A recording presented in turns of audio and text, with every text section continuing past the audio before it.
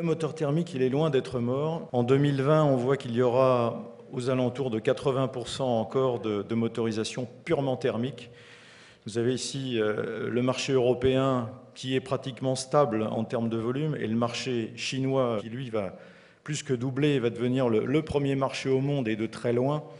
En 2020, on pense qu'il y aura encore 80% de motorisation, ce qu'on appelle ICE, Internal Combustion Engine, donc purement thermique. So we have, let's say, four main topics in combustion engines. It's a further reduction of friction.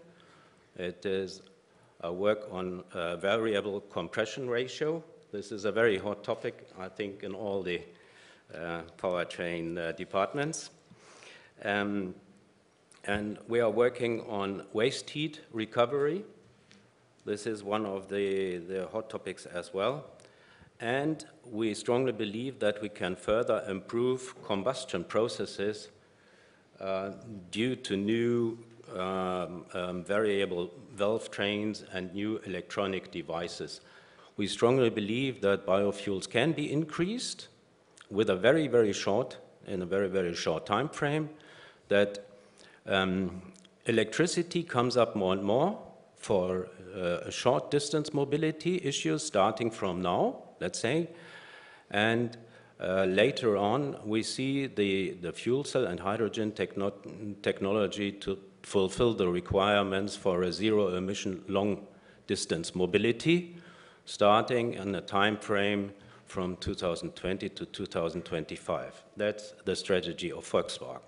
The development of the extended range electric vehicle, the Opel Ampera, started when we looked at the behavior of people, meaning the question of how far people travel per day.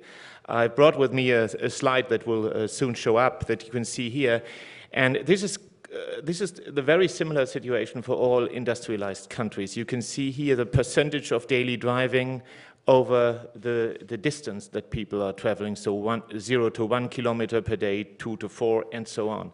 And if you add up the first 5 columns, then you can see that 80% of all daily driving is 50 kilometers or less.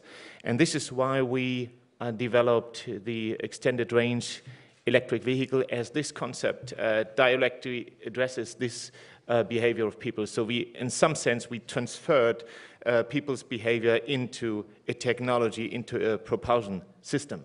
So could you tell us about fuel cells and why you believe in those kinds of vehicles, and what are the pluses and disadvantages of those vehicles? What we believe it's very important path because you have the long distance possibility, the long distance range. How much is long distance? How much can you drive with? You can drive, it depends on the platform, between 400 and 800 kilometers with a fuel cell car. Energy storage, but on the hydrogen you have much more possibility to store the energy in the car, and that brings you to the range what we expect. And what else is very important? It's a fast charging battery, the fuel cell. Because you can fill it up in around about 3 minutes, what you also use for the normal combustion engine. We wanted to develop an innovative vehicle concept for urban electric mobility.